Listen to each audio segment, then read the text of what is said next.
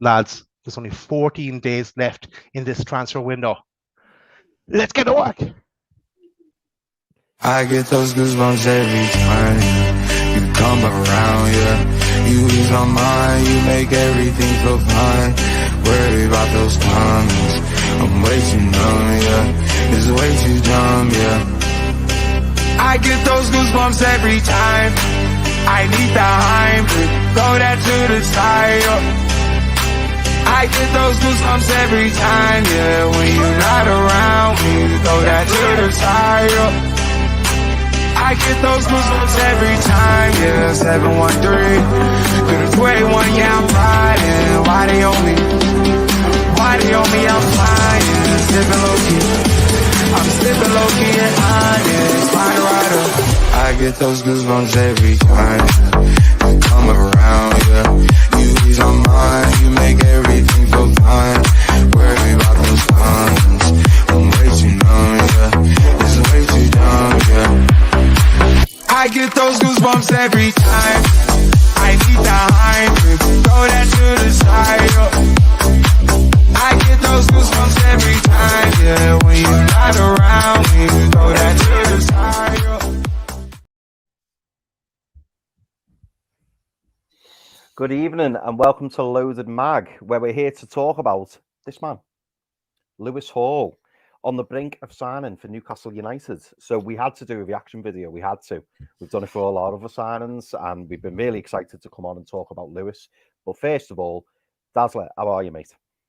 I'm grand, apart from my botched up that little cameo nod to Eddie Howe there, and into the part 2 of the Amazon documentary. But all good. It's the weekend. Bring it on, and a massive game tomorrow as well. Tomorrow evening, something to look forward to. Absolutely. Pete, how are you doing, mate? Not too bad. Can't complain. Had a day at the farm today with a little boy. So all farmed out. Ready to talk about our new signing. Absolutely, mate. Absolutely. Very, very exciting. We've all been itching for the left back, haven't we? And now it looks like we are bringing in that left back. So brilliant news. First of all, before we start, just a massive thank you to everyone who's tuned in. If you haven't already subscribed, please make sure you do. And don't forget to hit that like button. Big, massive shout out here to the likes of Jason Scott, who's in the chat, Harry Austin, Chris Wall, Paul Slaughter, brand new member. Paulie from the Irish Mags chat. Paulie loves to give a voice note. So I'm also for those voice notes, Paulie. A great man to show you the scenery as well around Cork. But great to have you with us. Perfect. Paul, I am one for the voice note myself, mate. So I'll get Daz to get you to forward one of your voice notes to me. I love them. So big shout out to Paul. Thanks very much for becoming a new member. We've got Nathan Page, we've got Alan Richardson, David Cook, Charlie Hotspur, Dave Bullman, Tony Beasley, and many, many more. But listen, thank you very much for tuning in. And as I said earlier, we are here to talk about the main man, who is Lewis Hall, who's on the brink of signing, lads. We've seen him spotted outside the training grounds, assumingly turning up for his medical. Just to give you a little bit of background on Lewis Hall. Great name, by the way. Daz, have we got the noise for that? We have. Hang on. Great. Apart from great, we don't want a great name. We want the other one. We can imagine age. He's a great age. Great age. Great name. Great age. Brilliant. But yeah, so we've got Lewis Hall in 3 weeks today. He's going to turn 19. So, Eddie's already said great age. He's 1.79 meters, which I do believe is 5'10", similar to myself. So great height as well. But yeah, left back, England's under-19 international. He's only made 12 senior appearances for Chelsea. But he certainly looked like a really exciting prospect. So Pete, I'm going to come to you first. How are you feeling about this potential signing? It looks like it's nearly done. All we're waiting is for the shirt and the announcements. But how excited are you about this signing? Chris, I'm buzzing about this signing. I really am. When the links first came about, I remembered him. When a player just stands out to you, you think, you know what, he's decent. And it was way back in November at St. James's Park. And we won the game against Chelsea, and we were the better team. We deserved to win it. But I couldn't help but think, in the first half, who's this player? Because he's traveling with the ball forward, he's creating opportunities, he's looking dangerous. And then when you hear that he's 18 years old, thinking, flipping, he's going to be one for the future. And then he does it again at Stamford Bridge, and I was there watching the game, last game of the season, and he's there, being an absolute pest. He's everything you want in a left back. And then you say he's 18 years old, and you go, bloody hell, what can he potentially develop into? And I'm excited about this because this tells us where we're going as a team. We're looking to sign the absolute best for each position. And it doesn't have to be the best in terms of signing a 40, 50, 60, 100 million pound player. It's best for what Eddie Howe wants. And you look at him, he's English. You look at him, his family are Newcastle fans. It just makes sense. So when the deal first came about, it was like, if we can get this done, let's get it done. We'll talk about the price and all the rest of it, but in my mind, I'm just so happy because it tells me so much about where this club is going with the recruitment that they're bringing in. Yeah, no, I couldn't agree more, mate. Couldn't agree more. I mean, Daz, you've just heard Pete's thoughts on Lewis Hall there. I mean, Pete said we weren't going to go into price, but looking at the price, which is allegedly, it's looking like a loan with an obligation, an initial 28 million, possibly rising to 35 million. That's got to be confirmed, obviously. But what do you think about that potential price tag, and also, what are your thoughts in general on Lewis Hall? Do you think he's going to provide sufficient challenge for Dan Burn, who's currently occupying the left back position? Yeah, he'll definitely challenge Dan Burn. But yeah, the price on the price first, yeah, that's what it's looking like, 28 plus 7, but it's a loan for the rest of this season, then 28 kicking in next season, so we'll eat into next year's budget, let's say, and then the rest be based on appearances or whatever he wins with Newcastle. So we won't mind paying that then. But yeah, I think it's a decent price. I know he's a lot to prove as well. On the player himself, I think it's class. Look, I think it was you, Chris, that first mentioned his name at the start of the summer. And yeah, then as his name got linked closer to us, I started looking at my YouTube, the Dennis Wise YouTube clips, and as we said, I think on Tuesday's show, we took 3 left backs. We had Cucurella, Tierney, and Hall, and all 3 of us were unanimous in picking Hall, just for what he brings, the pace he can bring. He operating as kind of as left back or wing back. He seems to be really comfortable in a wing back kind of role, and then it just reminded me of Trippier and what Tino Livramento will do in time as well. And also the fact that he could play midfield role as well for us if need be as well. But yeah, he's a great signing. He will definitely push Dan Burn, and we need that competition. And it's something we've been crying out for. I think that was the one position that we said, okay, I'd like to see someone in there. So just delighted that now we have someone for the next 10 years plus, all going well with Lewis Hall. And he's a Newcastle fan. All the better. It is. Do you know what? That definitely feels like the cherry on top of the cake, doesn't it? And I'm not suggesting, I think I said this on the show the other day, I'm not suggesting that we should only sign Newcastle fans or, people with Newcastle links, but it does definitely help. It's a big plus, because he's going to be delighted to be here. He should settle very quickly. It's only a good thing for the club, I think. So, no, fantastic. I'll go on, Pete. Sir, can I ask a question, please? Of course. Go on. I'm going back to the Daz thing at the start, where he's doing his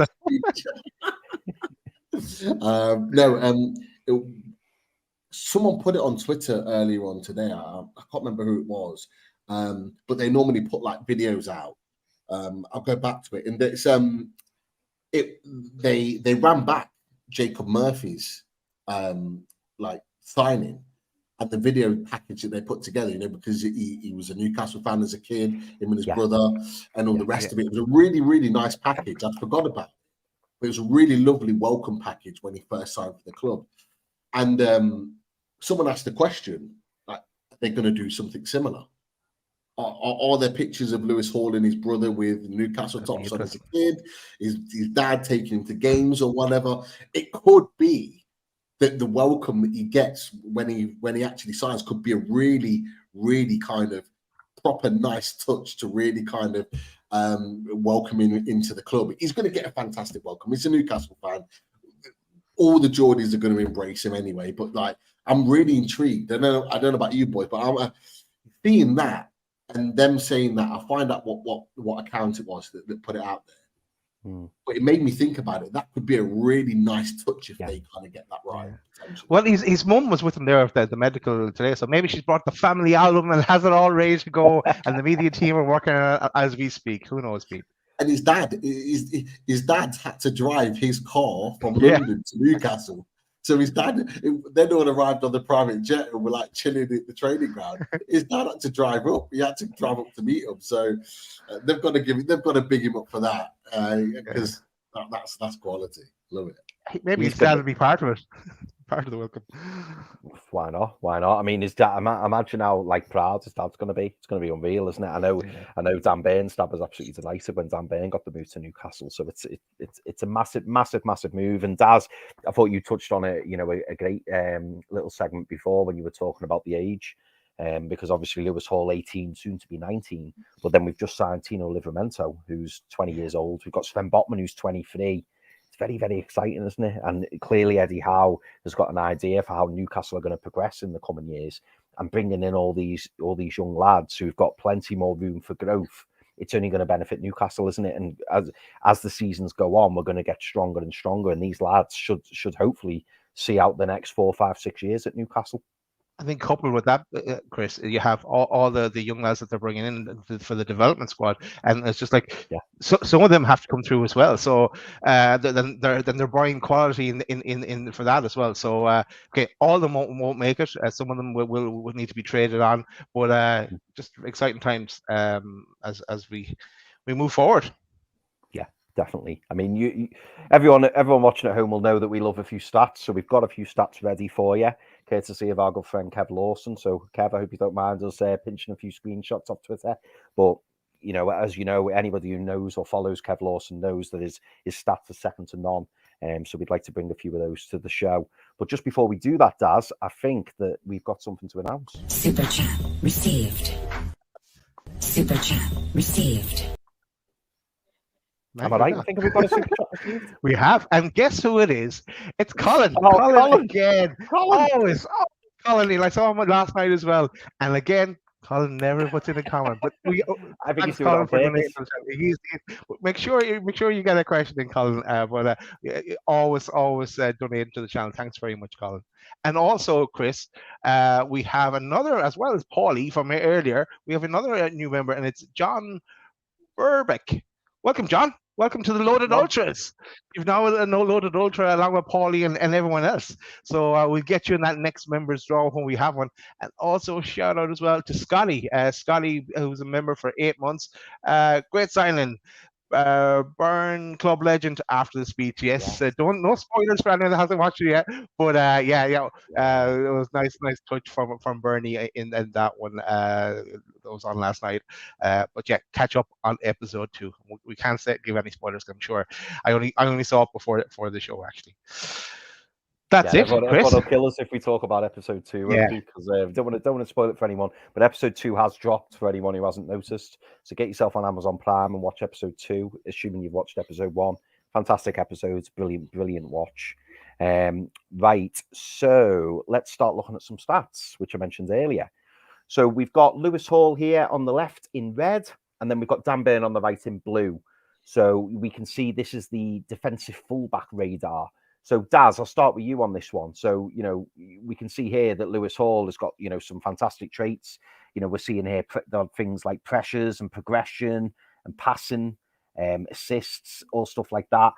How were you surprised when you saw these stats? You know, that Lewis Hall seems so dominant from a defensive fullback point of view compared to Dan Byrne, or does this not come as a shock to you at all? Well, I'm just looking at them now, Chris. So I haven't analysed them in great detail. Oh, sorry. I thought you might have seen them on Twitter. Sorry. No. No. You can talk me through the stats. I don't pay an awful lot of attention to the stats, to tell you the truth. I go on the eye, what I see on the pitch, to tell you the truth. But no, walk me through the stats, Chris. Yeah. So we can see here, well, you can see from the image, Lewis Hall, he seems like a more well-rounded defensive fullback from what we can see, because obviously Dan Burns in the blue, Lewis Hall's in the red. So obviously his tackles and interceptions are far higher. His passing range is just a bit better than Dan Burn. We've got his passing, which is far better from what we can see. The XG assisted, I mean, that's slightly misleading, because bearing in mind we're only talking about 12 senior appearances. So that might be, all of these stats might be slightly harsh on Dan Burn. But what we can see is somebody who's come in and someone who, is clearly, set the Premier League alight in just those 12 performances. And for someone who's, as I say, aged 18, it's absolutely fantastic, that Lewis Hall is comparing so favourably against a seasoned pro in Dan Burn. I mean, we've also got here as well the attacking stats, and this is where I'm going to bring Pete in. So it's the same figures that I was talking about before, but this is Lewis Hall compared to Dan Burn, looking at it from an attacking point of view. So, looking at a defender who is comfortable going forward. And as you can see, Pete, when it comes to the passing, the open play key passes and the successful crosses, etc., Lewis Hall seems to, absolutely dominate in that area. Is it, again, Pete, I don't know whether you've seen these images before and I flashed them up, but, from what you can see of these two images, so this is Hall and Burn from a defensive point of view, and then Hall and Burn from an attacking point of view. Do these stats surprise you from what you've seen of Lewis Hall? No, not at all. I'd mentioned to you boys at the top of the show, Lewis Hall's the complete left back for me because he can do everything, and I think the stats show that. I think the only one really that's a little bit lower is the deep progressions, which is bringing the ball from deep in his own half into the attacking area. But to be fair, when he's playing left back or mostly left wing back with Chelsea, he is playing further up, so he's not having to do that as often. What you'll probably find is at Newcastle playing left back, you'll see those deep progressions start to grow. But the key to it all is that he can carry the ball. He's comfortable with carrying the ball long distances, receiving the ball and taking it forward, because that's what we've been lacking in our left back position. We've got Target that can play a long ball down the line, but he can't carry the ball long distances without being tackled or without having to play it backwards. Hall has already proven in the 12 games that he's played for Chelsea that he can do that, and he can get balls into the box and he can create opportunities for the team. And look, if I'm Alexander Isak or Callum Wilson, I'm rubbing my hands together, because I'm thinking I've got now an additional guy that is going to put chances on a plate for me, and different type of chances as well. I wouldn't necessarily rule him out, being 18, nearly 19. I wouldn't necessarily rule him out doing what Target did when he first signed it in developing his set pieces. It's one thing we don't know about him. I don't really see him taking set pieces for Chelsea, but could it be someone that develops that at Newcastle? And he's an addition to Trippier, like Trippier, a fullback that can take set pieces. Is that something that he can add to his game?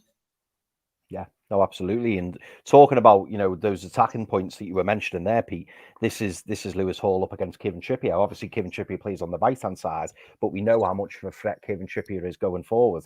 And the fact that Hall, clearly doesn't disgrace himself in these stats, it's very exciting. You're talking there about him improving his deep progressions. Obviously, Kieran Trippier far superior in that department at this present moment. But, we've got the successful crosses. Again, Hall's not a million miles behind in there. We've got dispossessed, so I'm assuming dispossessions. That they're interesting. The aerial wins, maybe Hall will have a little bit more joy than Kieran Trippier there. I would imagine that Hall's probably slightly taller than Kieran Trippier. I don't think Kieran Trippier is 5'10". I could be wrong. Maybe I'm doing Kieran Trippier a disservice there, but I think Kieran Trippier is about 5'8", 5'9", maybe. So again, the fact that he's we're putting him head to head against such a seasoned pro in Kieran Trippier, it can only be an exciting thing. Yeah, definitely. Lots to look forward to, that's for sure. And look, the fact that I think you touched on the fact that he's kind of going toe to toe with Kieran Trippier on stats at the age he's at, and with the limited amount of football that he's had already, it bodes well for us. There's no doubt about it. Absolutely. One thing that stands out in your stats, Chris, that Dan Burn is likes a header more than Lewis Hall, but that's not surprising, really, is it? But even in the second one, Trippier, that he seems to get more headers than Lewis Hall. So yeah, maybe it's something to work on as well in time. But again, he hasn't got many games under his belt to add to those stats. Because I was reading some of Kev Lawson's stuff as well, and yeah, that's he kind of just say that at the start as well, that he doesn't have much to go on. No, either. No, it's difficult, isn't it, when a player's only played 12 games? But let's be honest, we're paying for potential, aren't we? And the fact that Lewis Hall's made such a big impression in such a short period of time, it's very impressive that we've gone in there, seen an opportunity to nab possibly one of the brightest Premier League prospects, and then he will then become our new left back. It's fantastic. It's fantastic, and it goes down to all the effort that the scouting team do, and the fact that these hard negotiations have taken place. And by the sounds of things, we've then gone into Chelsea, offered them the money, knowing that they've signed a hell of a lot of players recently. So the fact that they're getting 28, possibly 35 million for an academy player, it can only help them with their FFP. So we've really touched lucky, if you like, that we've taken that opportunity and we've made the inquiries that we have. Daz, you mentioned earlier about Lewis Hall playing in various positions, and you're right. So you've got your left back, you've got your left wing back. I think he's played central midfield for Chelsea in the youth ranks as well. I know our good friend of the channel, Adam P. He's having a nightmare at the moment trying to work out which shirt number he's going to have. To see what he's going for. What's that? I to see the video. He's latest video. He's gone for a number. Oh no, I haven't seen it. What number's he gone for? Okay, spoiler alert. And don't anyone go and put this on the shirt based on this like it happened with Tonali 20, but he's gone for number 12. For Hall, because he explained it, because at Chelsea he wears number 67, but Lewis Miley is number 67 for Newcastle, so it's the only one past Bruno that's in the high numbers. So and Jamal Lewis used to be number 12, didn't he? I think. Yes, so that's what he's gone for. He's taking a chance. Adam likes to take a chance on these kids. He does. Fair play to him. I wonder if it'll pay off. Interesting. So, Daz, I'm going to ask you about Lewis Hall impending arrival. Do you see Lewis Hall coming in immediately? Do you think he's someone who Eddie Howe will progress slowly? Maybe a bit, maybe the likes of what we're going to see with Tino Livramento, and that he's not going to throw him straight in. Some fans will argue that they'd want to see Lewis Hall come in immediately. Do you think Eddie Howe will kind of ease him in and maybe bring him on for a few sub appearances? And do you think he's one of those players where once he establishes his place in the team, that Dan Burn will struggle to get his way back in? Or do you think Dan Burn will still see a lot of Premier League football this season? Well, just thinking about this as well. So first of all, to answer the first question, I don't think he'll come in straight away. I think Dan Burn will still hold his position. When he does get in, I think he would probably hold on to the position though, and nail it down as his own.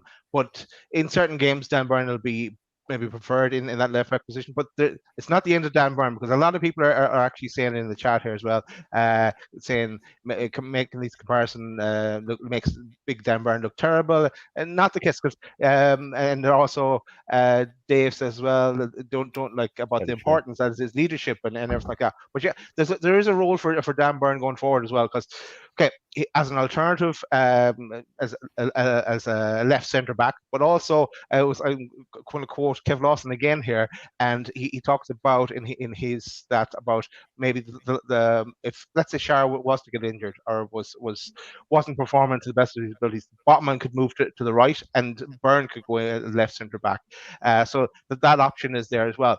And then that would lead me on to something else I was thinking of. Would that leave us open to potentially, with the window still open, selling the likes of Lascelles or Target, because Target would find himself well down the pecking order, the third left back, let's say, at the club, maybe even fourth if you put in Alex Murphy, and Yeah, so it's just options. I know we need a big squad, and we need two players in every position, but there is what I'm trying to get around to is there's a role for Dan Burn as backup and first choice with all the games that we'll have this season.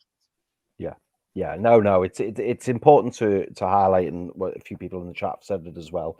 You know, we're not downplaying Dan Burton's role in the team whatsoever. Like, Dan Burton's been absolutely fantastic since he's come in. He's, you know, an absolute stalwart, not just in the dressing room but also on the pitch. So no, Dan Burton's here to stay for a long time, and you know, I think for Lewis Hall to learn under someone like Dan Burn, I think it's only going to be better for us as a club, but also for Lewis Hall himself. You know, to be brought on by such an excellent pro. But Pete, Dad's touched on a really interesting point there. I mean, obviously Jamal Lewis has left, so there's one of the left back options gone. We know that we've got Paul Dummett who can play left back. We've got Big Dan Burn who can also play left back. We've now hopefully got Lewis Hall. It's soon to be confirmed. We know Matt Ritchie's played left back in the past. Do you see the likes of Matty Target? Do you see the likes of Matty Target leaving? And do you think that would maybe possibly open up any opportunities for us to add further to the squad? Or do you believe what Eddie Howe said today, and that is probably going to be the last deal? I'll answer the Matt Target situation. Daz made a good point. You know, he talked about Jamal Lascelles and Matt Target. I don't see Jamal Lascelles leaving this summer unless we get a centre-back in. A centre-back has to come in for him to leave. But I wouldn't be surprised to see Target leave. I really wouldn't. And the reason being is because if you go way back to our first transfer window when we got him on loan, the one thing he talked about in his interviews is the fact that he doesn't like being on the bench. He wants to play football. He said he'd rather go and play football than sit on a bench for a team. And now he's done that for a season, albeit deservedly, because Dan Burn was sensational in that position. I'm not quite sure. Him looking at Lewis Hall coming in, Newcastle fan, 28 million, loan with a view to buy, or an obligation, should I say. He must be looking at this and thinking, I'm now Jamal Lewis.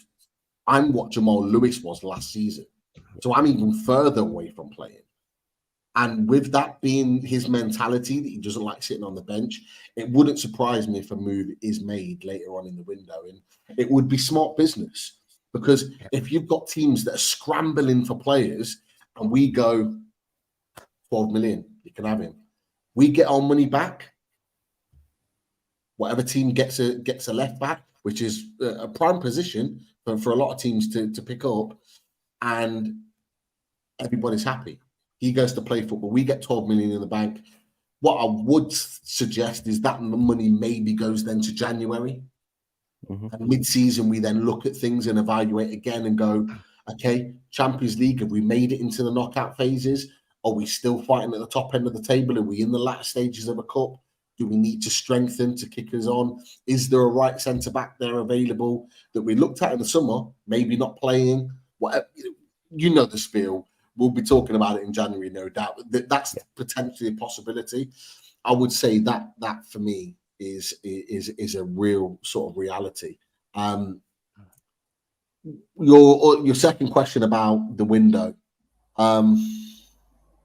Again, some of the things that I've already mentioned would have to fall into place in order for Newcastle to sign somebody else. I personally think we're probably done. I don't think they're actively looking, but something could fall. So I'm not 100% ruling it out. I'm probably saying 90% we're done. Yeah. 90% we're done.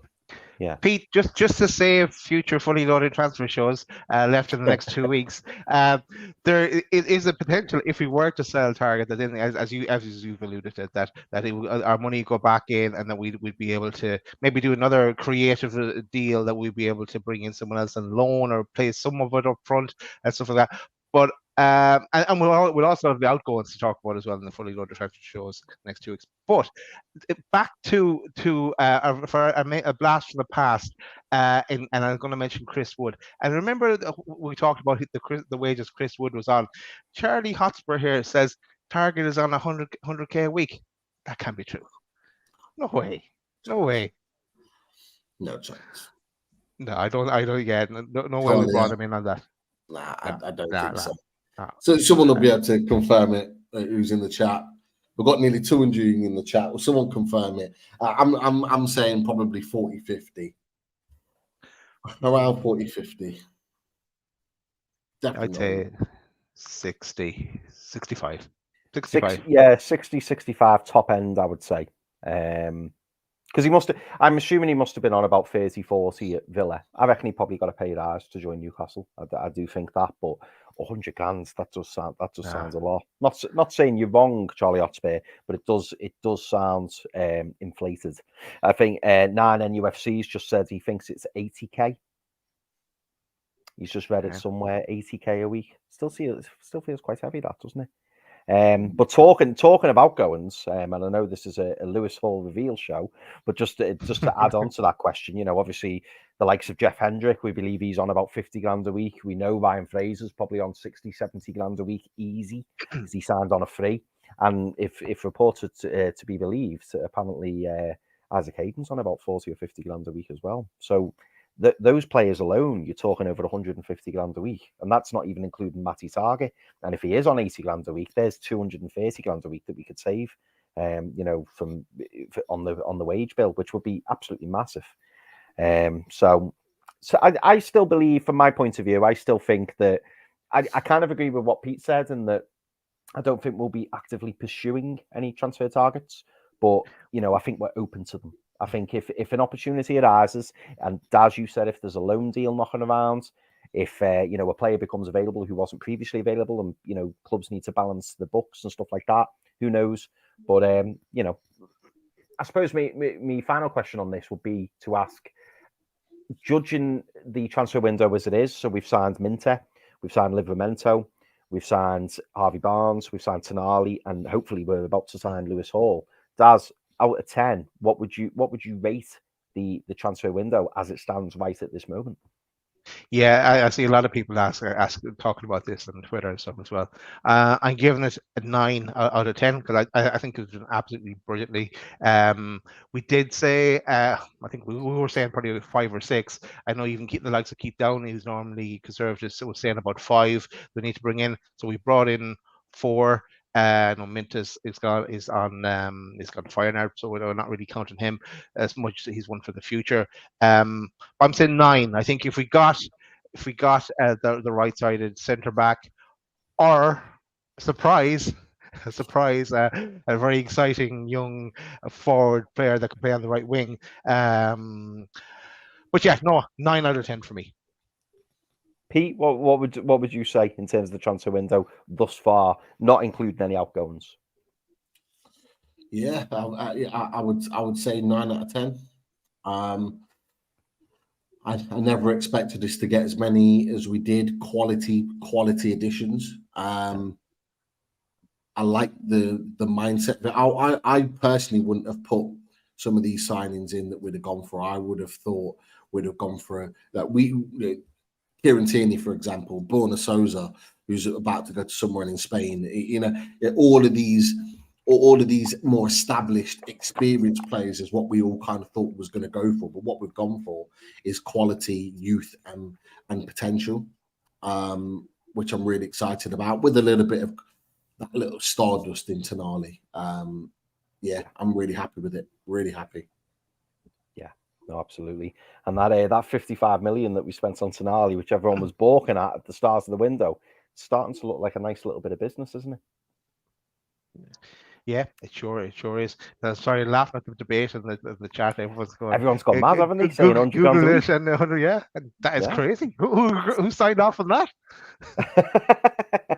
Yeah, but apparently he was, as somebody said in the chat earlier, he was on 79 grand a week at Villa.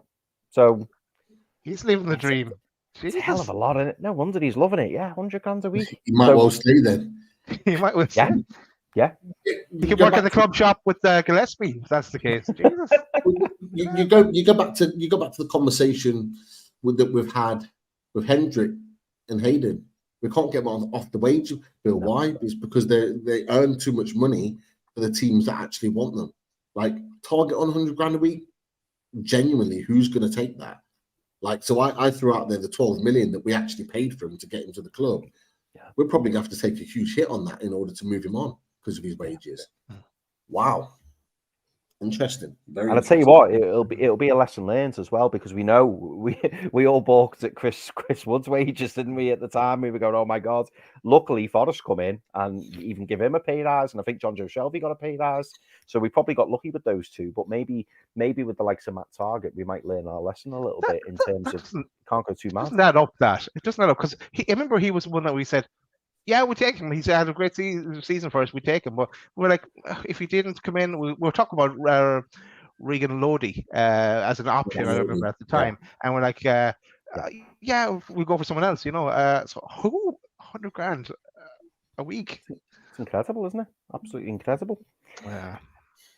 Right, boys. Well, before we round up, Daz, have we got any questions in the chat that you want to run by us? Let me see. Yeah, Dan asked the question, Pete, after today's news, do you still want Paqueta?